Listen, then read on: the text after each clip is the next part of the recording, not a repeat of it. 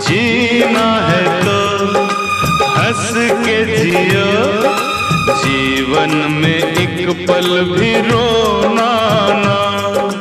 हंसना ही तो है जिंदगी, रो रो के जीवन ये खोना ना।